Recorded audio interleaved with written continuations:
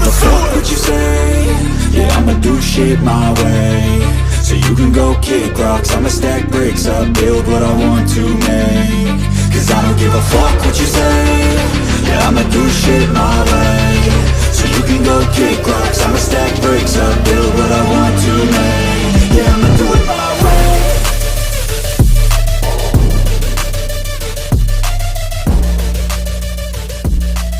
Bill's district attorney office violating a state law that it's supposed to enforce. That's the latest question raised by our News Channel 5 investigation.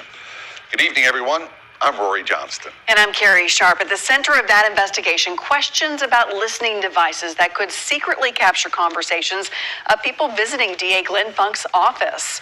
In recent months, our investigation revealed how Funk paid a part-time employee $75,000 a year with little evidence of what that man did for the money. Yeah, we also raised questions about DA employees working to get the boss reelected, taking that time off from work only after we began investigating. And we discovered that Funk gave up $354,000 to prosecute drunk drivers.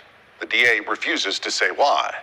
Well, News Channel 5 Chief Investigative Reporter Phil Williams continues his investigation. Both federal and state wiretapping laws make it a crime for you or I to set up devices to intercept other people's conversations.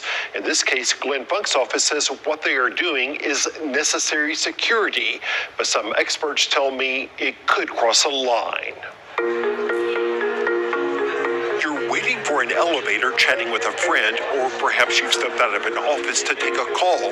Would it ever occur to you that your conversations were being recorded? For months, insiders at the Nashville DA's office had raised concerns about security cameras, also capable of secretly picking up conversations of people visiting the office as well as employees, along with allegations of one official inside the office who routinely listens to such chatter. For months, Nashville DA Glenn Funk's team had refused to produce videos and audio requested by News Channel 5 Investigates from their own office security system that might help answer those questions, citing an exemption in state law that protects disclosure of information related to building security. But then a breakthrough. The company that installed the security system confirmed the existence of eavesdropping devices in areas of the downtown office building controlled by the DA's office. Cameras equipped with microphones capable of picking up conversations in the elevator lobbies outside DA offices as well as inside the office's main lobby.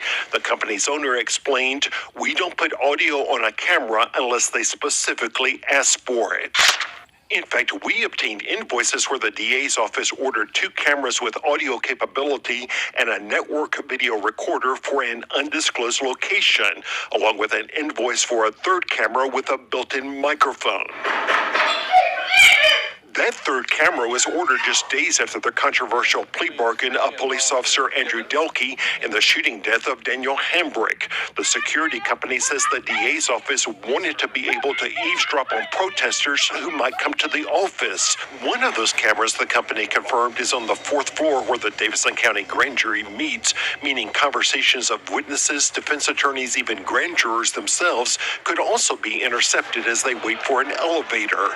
In a written statement, the DA's office said security for law enforcement offices is imperative. The district attorney's office is located in a building open to the public. The law is clear that there is no reasonable expectation of privacy for conversations in public places. A person who tries to record something privately, no matter what the motivation is violating the law. Former federal prosecutor Gary Blackburn notes that both federal and state wiretapping laws make it a crime if a person intentionally intercepts, endeavors to intercept, or procures any other person to intercept oral communication. The key question, Blackburn said, is do the people whose conversations are being recorded have a reasonable expectation of privacy? What we're trying to protect with federal and state wiretap laws is the ability to have a private conversation.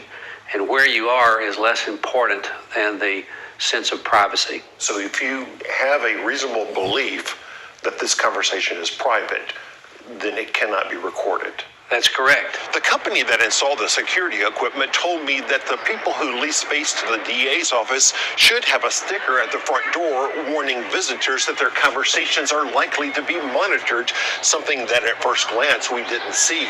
But if you go down to your knees, it's there, although it's not clear how many people would be willing to go this far. And on the floors where DA offices are located, there are signs warning about video surveillance, but no hint that this camera is recording every word we say. Is it enough to put up a sign saying that video surveillance is in progress? No, because video surveillance would not necessarily imply audio surveillance. We go in a lot of places where there's video cameras. We see that all the time. Jonathan Cooper is past president of the Tennessee Association of Criminal Defense Lawyers. He worries about the implication of defense lawyers being secretly recorded outside of meetings they might have at the DA's office. It's very common for defense lawyers to go with associates or co-counsel or investigators or sometimes even with clients. And if there is the perception that those conversations that are occurring in the common areas could be monitored, that's going to have a very chilling effect. And inside the criminal court building, we discovered an office where defense attorneys come to review police body cam video that's also wired for eavesdropping. We waited for the door to open. Inside, we spotted one of the cameras up in the corner and a sign warning that the premises are, quote, protected by 24-hour audio and video surveillance, that anyone who enters consents to being recorded. Frankly, it's a betrayal of trust. While it's not known how long that sign has been there, Jonathan Cooper questions why the DA's office even feels it needs to eavesdrop on defense attorneys as they review evidence. There is a level of trust required in a working relationship between defense lawyers and prosecutors. This would certainly be perceived as a betrayal of that trust. We sent General Funk several questions, including how have these recordings been used? Unfortunately, we did not get an answer to that question, only the statement that in their view, people who come into their building have no expectation of privacy, and as a result, any conversations in public areas can be recorded without their consent. Phil Williams, News Channel 5 Investigates.